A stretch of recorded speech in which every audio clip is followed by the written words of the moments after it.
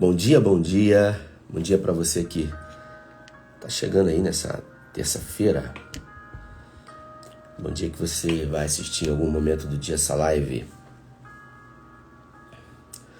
Bom dia, Karine. Bom dia, Cacá, Márcio. Bom dia, Sara. Ralph, bom dia. Lúcia Moraes, Dani Rodrigues, Wallace, Edson Bittar, meu amigo. Bom dia a todo mundo. Eu tenho uma palavra aqui, eu quero dar continuidade àquela palavra de ontem. E eu confesso que essa palavra é uma palavra muito conhecida, mas muito emocionante. A história de um homem simples, comum, como Gideão. A história de um improvável, né? A história de alguém que sofria de miopia espiritual. Você já ouviu falar sobre isso? Miopia espiritual. A miopia é a incapacidade de enxergar, né? É um problema na córnea, né? Eu tenho miopia. Por isso, sem óculos para perto, eu não enxergo. A miopia espiritual é quando a gente não consegue enxergar espiritualmente. É quando a gente não consegue nos enxergar. E Gideão, ele sofria de miopia espiritual, porque ele achava que ele era pequeno, que ele era o menor, que Deus não era com ele. E a gente vai falar sobre isso hoje, sobre a segunda parte. Então, enquanto o pessoal está entrando aí, eu vou fazer um apanhado do que eu falei ontem. Livro de Juízes, no capítulo 6, Gideão estava malhando trigo num lagar, numa espécie de poço, um lugar inapropriado, mas fugindo dos midianitas. Deus envia um anjo e fala para ele: Deus é contigo, varão valoroso. E aí ele diz para o anjo: se o Senhor é comigo, por que o Senhor permitiu que eu estivesse passando por tudo isso e durante 7 anos a gente está sendo envergonhado como a gente está sendo? Então o Senhor não está com a gente. A verdade é essa. Ele teve coragem de dizer isso para Deus. E Deus foi e falou que ia usar ele para libertar o povo. E aí ele ficou morrendo de medo. E aí ele pediu uma prova. Ele falou: se o Senhor é comigo mesmo, então espera aqui. Eu vou ali fazer uma comida e eu quero oferecer ao Senhor. E aí ele colocou, e Deus mandou ele colocar perto de uma pedra. E aí o fogo desceu, lambeu tudo, e quando ele viu que realmente era o Senhor, ele temeu, né? O anjo do Senhor exclamou: ah, meu Senhor soberano. Ao anjo do Senhor exclamou: vi o Senhor face a face. Disse-lhe, porém, o Senhor: Pai seja com você, não temas. Você sabe quantas vezes essa frase está na Bíblia? Não temas. Eu tenho um livro de concordâncias bíblicas aqui. Tem muito livro aqui, querido. Tem muita coisa. E aí, esse livro de concordância, ele fala que está escrito 366 vezes. Curiosamente, um para cada dia do ano. 366. E por que está escrito 366 vezes? Porque a gente vive com medo. Porque é humano. Porque é natural ter medo. E não foi diferente com Gideão. E aí o anjo disse para ele, sabendo que ele estava apavorado: não tenha medo. Mandou ele destruir o altar de Baal. Ele pegou 10 homens que ele tinha, 10 empregados, destruiu o altar. Deus falou: agora oferece um altar para mim e coloca aí um sacrifício. E assim ele fez. E quando ele fez isso, o povo se levantou, o povo de Israel, foi lá na casa do pai dele, que ele morava com o pai dele, e falou: ó, entrega seu filho pra gente aqui, porque a gente vai matar ele. Ele destruiu o altar de Baal. Que loucura é essa? Nós estamos falando dos crentes, vamos colocar nos dias de hoje. O povo de Deus, que Deus havia falado para não tomar deuses para si. Mas, Rafael, por que mesmo Deus falando, irmãos, talvez naquela época eles usassem o poste ídolo pagão de Baal? A gente usa outras coisas. Para pensar. Que quem sabe algumas superstições nós temos colocado no lugar de Deus. Não, eu não faço isso. A gente às vezes não pode ver um chinelo virado, porque dizia que a mãe morria. Não, eu não acredito nisso. Eu só não gosto de ver ele virado, porque me incomoda. Fala a verdade, gente. É estranho isso, não tem nenhum problema. Tá virado, não tá? Vai que. Você entende? E de uma forma sutil, muita coisa na nossa vida. A gente não passa embaixo de escada. Assim, vê um gato preto na rua. E um monte de outras coisas que às vezes nos faz o quê? Temer. Como Gideão temeu. E depois de oferecer, né, o altar, a adoração ao Senhor, Deus foi e falou com ele, né, que a partir daquele momento ele seria usado. E o Espírito do Senhor, então, o Espírito do Senhor apoderou-se de Gideão. E Gideão, ele continuou, né, sendo levantado por Deus. Gideão disse a Deus: quero saber se vais libertar Israel por meu intermédio, como prometeste. Ou seja, Deus já tinha dado a prova a ele pediu para ir lá oferecer sacrifício, Deus veio, recebeu o sacrifício, ele ficou apavorado porque ele viu que era Deus que estava ali, destruiu o altar pagão, fez o altar, e agora o Espírito de Deus se apoderou dele e ele ainda perguntou: peraí, Rafael, então mesmo o Espírito do Senhor se apoderando de Gideão, ele teve medo? Sim, a Bíblia fala.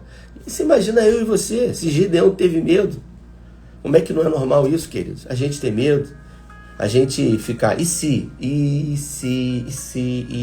a gente fica, e isso é humano,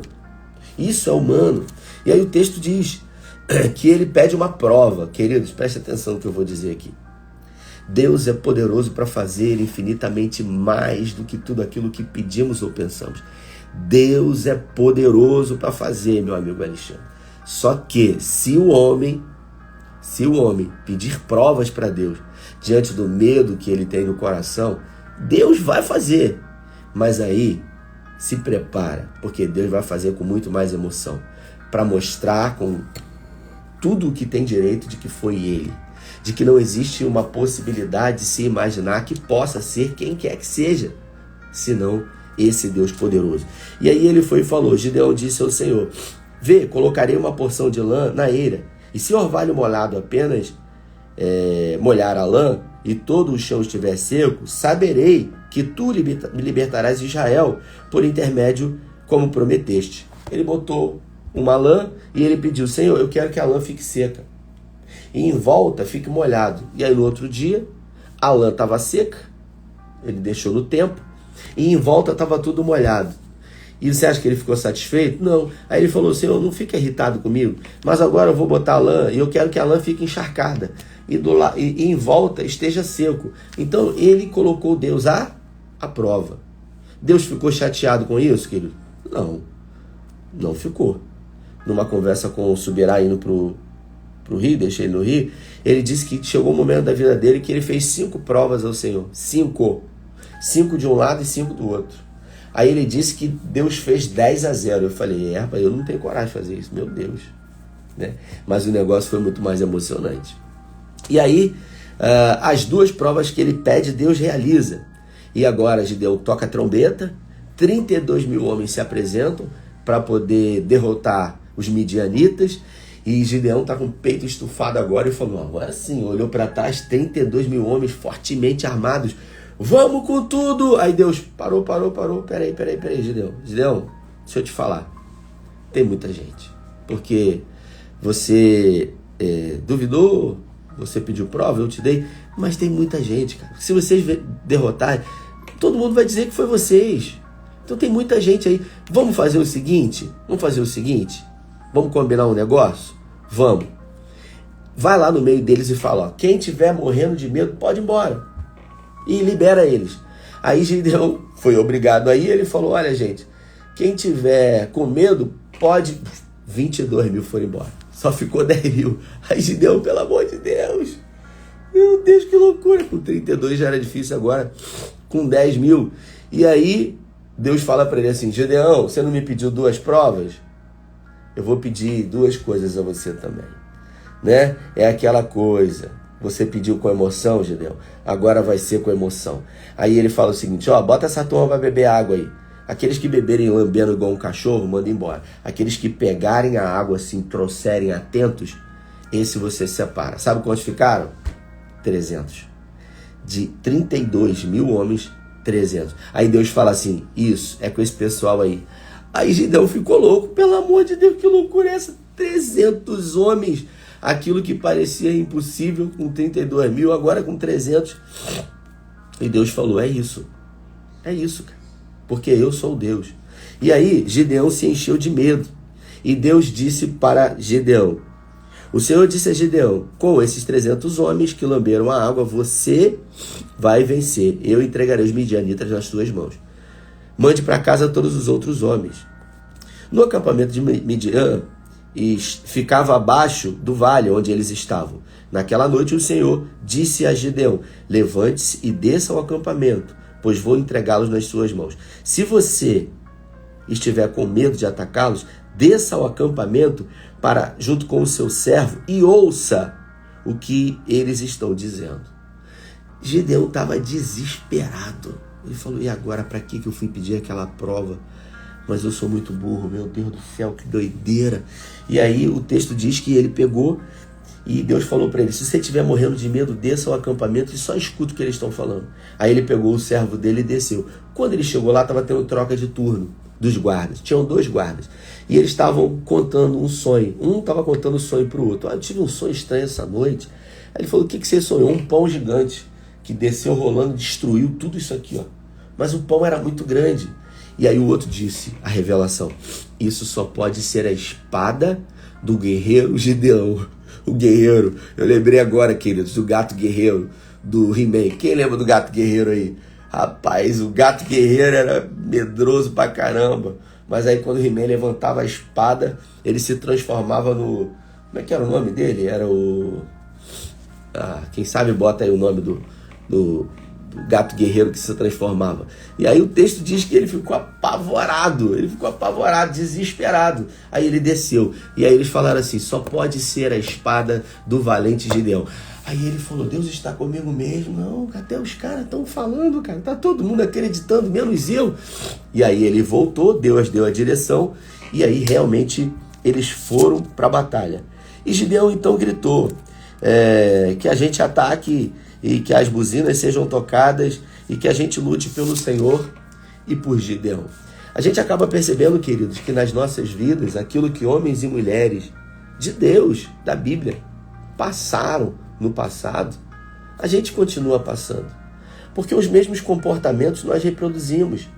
O medo, a ansiedade, a preocupação.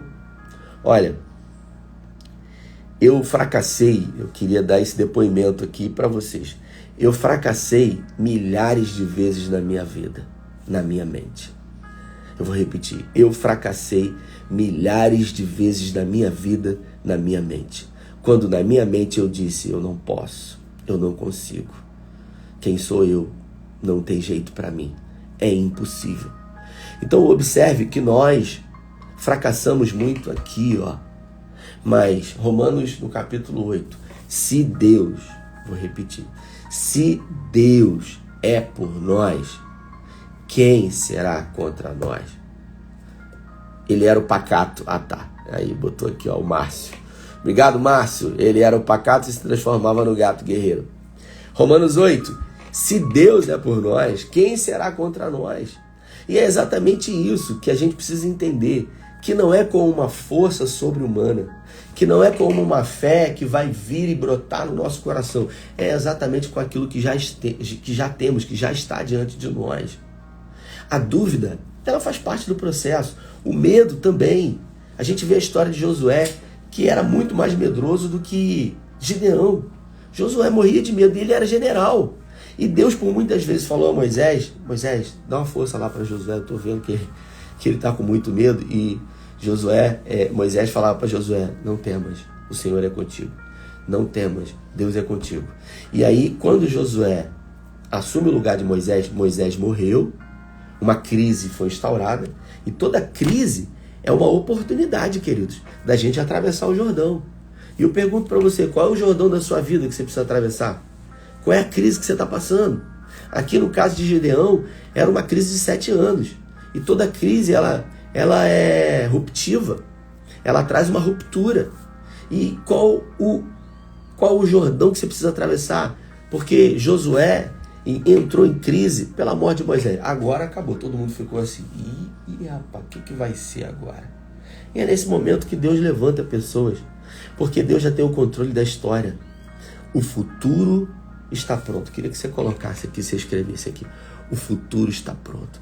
Deus tem uma fotografia. Aqui, ó. Isso aqui eu ganhei. Deus tem uma fotografia minha e sua no nosso futuro. Deus tem essa fotografia lá já pronta. O futuro está pronto. Ele está preparado, aguardando por você. Quando eu escrevi esse livro aqui, ó. Ué, cadê meu livro?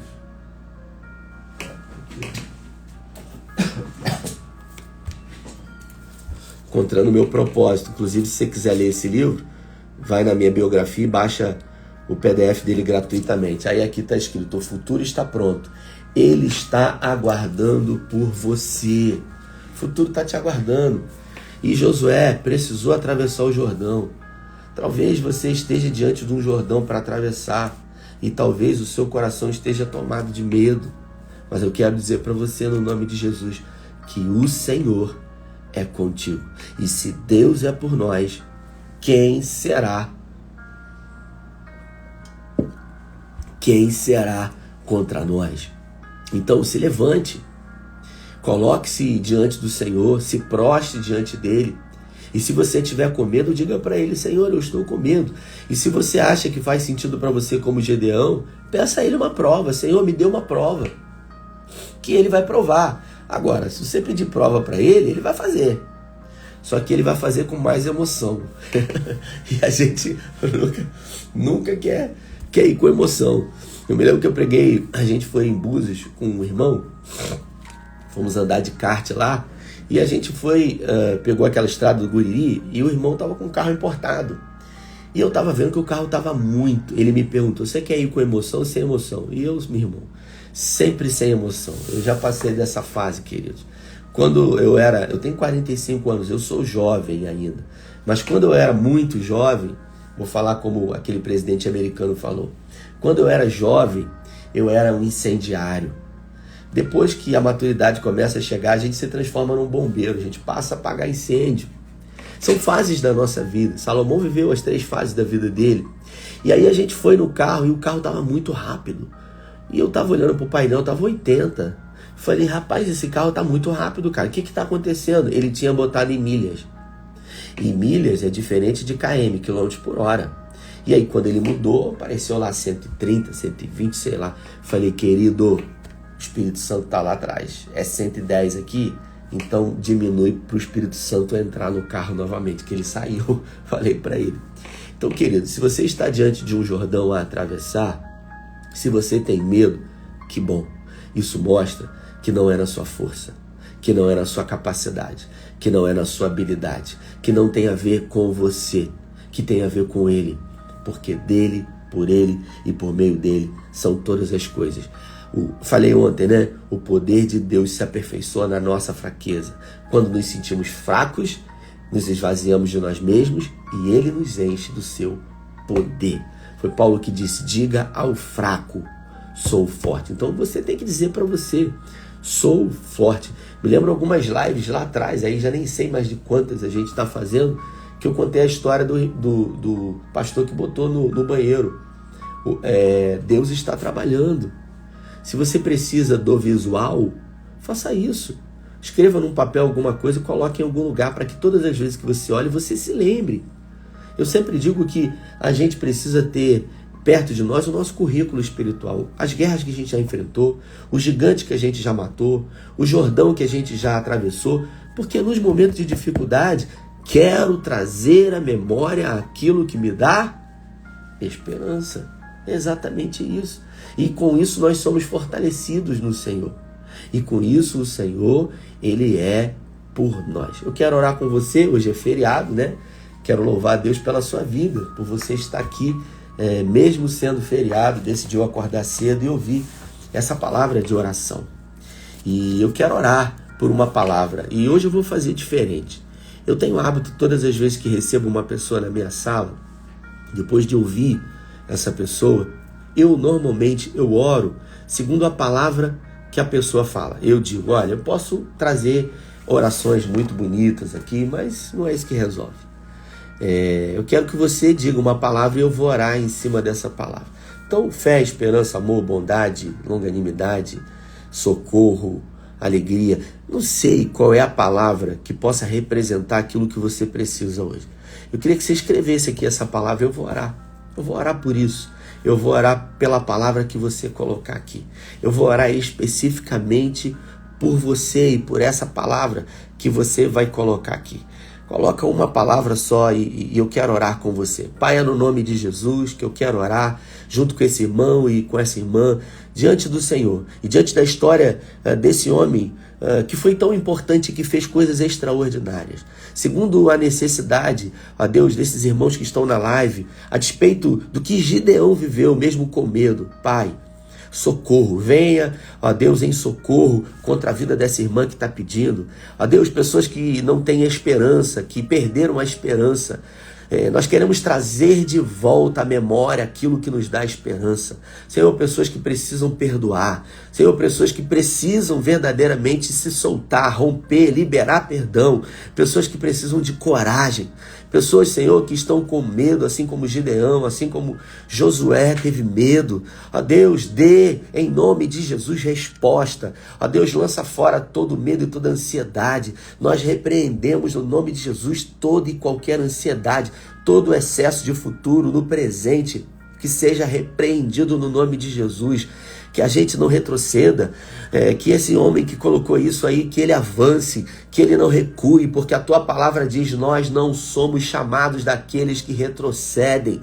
Ó Deus, que haja renúncia, que verdadeiramente possamos entender que dependemos do Senhor, que o Senhor é a nossa provisão eterna, que quando confiamos no nosso braço, nós erramos, mas quando dependemos do Senhor, o Senhor nos surpreende infinitamente. Deus, acrescente a nossa fé, gera fé no nosso coração. Senhor, cuida do nosso futuro. Pai, nos dê alegria.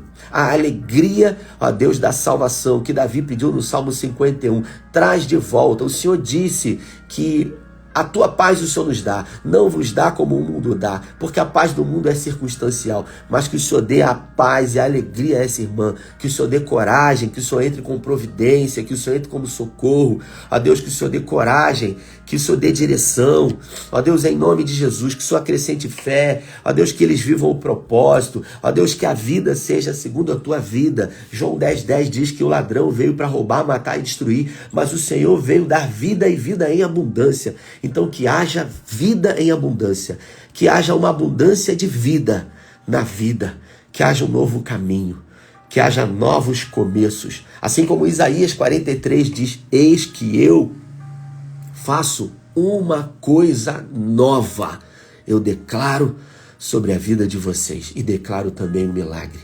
Declaro em nome do Pai, declaro em nome do Filho e em nome do Espírito Santo. Amém. Amém. Eu creio. Davi no Salmo 27, eu posso até trazer amanhã isso, mas eu vou citar, a gente já estourou o horário. Ele diz, eu tenho muitos motivos para perecer, sabe? Diante do que ele estava vivendo, ele tinha infinitos motivos para esmorecer e perecer.